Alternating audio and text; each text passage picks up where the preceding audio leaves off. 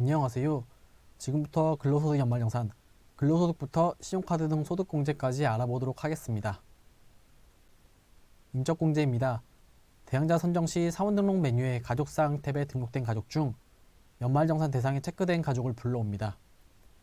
연말정산 대상에 체크된 가족이 무조건 기본공제에 체크되는 것은 아니며 관계, 주민등록번호, 부양 여부, 장애 여부를 체크해야 기본공제, 장애인 등의 인적공제 항목에 자동 체크됩니다. 잠시 사례를 보도록 하겠습니다.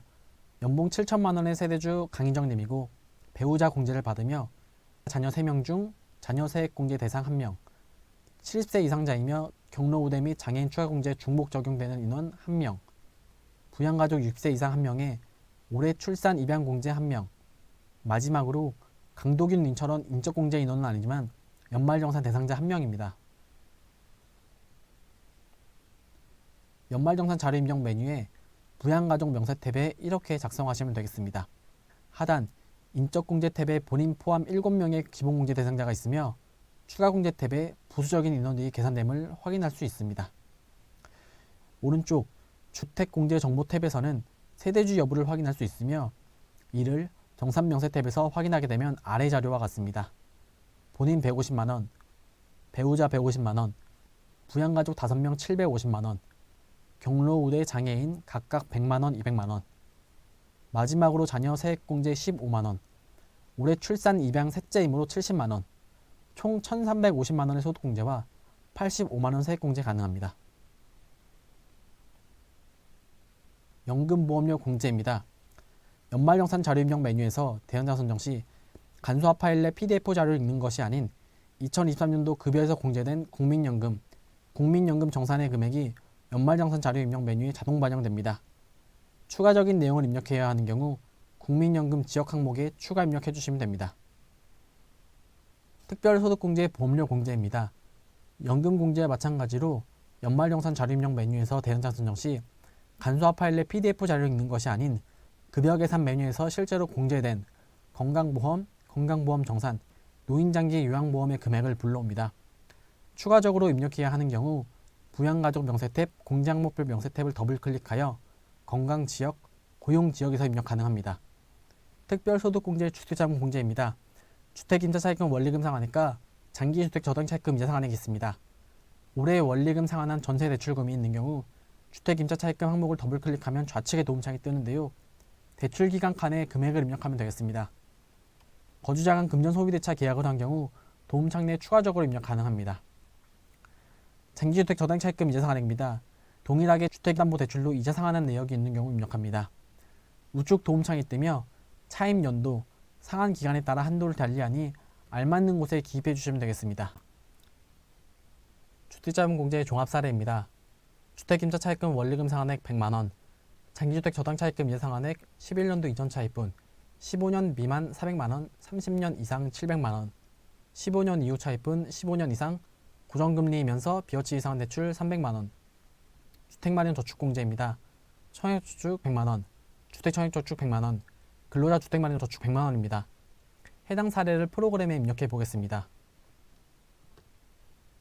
원리금 상환액의 경우 주택임차차입금 원리금 상환액 금액란을 더블 클릭하면 도움창이 발생합니다. 대출기간 옆 항목에 금액을 입력해 주시면 되겠습니다. 장기주택 저당차입금 이자 상환의 경우 바로 아래의 칸을 더블 클릭하면 도움창이 동일하게 발생합니다. 알맞는 항목에 기입해 주시면 되겠습니다. 11년 이전 15년 미만 400만원, 30년 이상 700만원, 12년도 이후 고정금리 또는 비어치 이상한 대출 300만원, 15년 이후 고정금리이면서 비어치 이상한 대출 300만원입니다. 주택마련 저축 납입의 경우 해당 납입액 칸을 더블 클릭하여 알맞는 항목을 동일하게 입력해 주시면 되겠습니다.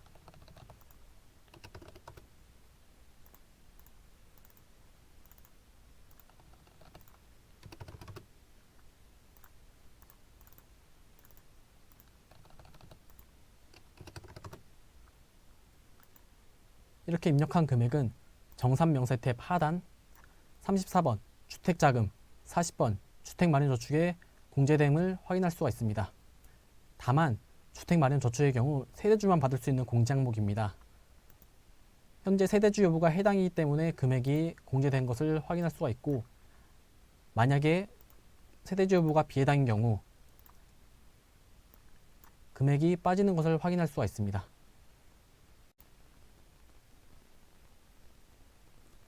앞서 입력한 내용입니다. 정산명세 탭에 이렇게 반영됩니다. 장기주택 저당차입금 이자 상환액에 따른 간소화 자료입니다. 19년도에 차입했으며 상환기간은 20년입니다. 100어치식 방식으로 2,500만원 차입한 것입니다. 모든 자료가 이렇게 있는 경우 간소화 자료의 경우 문제없이 잘 읽어옵니다. 다만 해당 자료처럼 구분값이 0으로 나오는 경우도 있습니다. 이 경우 프로그램으로 알 수가 없기에 해당 부분은 근로자분께 직접 확인하여 알맞는 항목에 기입해 주시면 되겠습니다. 주택임차 차입금 원리금 상환의 간소화 자료입니다. 2월 기부금 항목입니다. 13년도 12월 31일 이전에 기부한 내역이며 세액공제가 아닌 소득공제 항목입니다.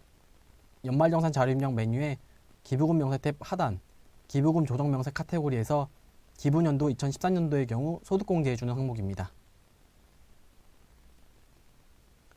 그 밖에 소득공제의 개인연금 저축입니다. 2000년도 12월 31일 이전에 개인연금 저축에 가입되어 있는 경우 40% 공제율로 72만원 한도로 공제해주는 내용입니다. 이름이 비슷하다고 세액공제 탭 연금계좌 불입액과 헷갈리시면 안됩니다.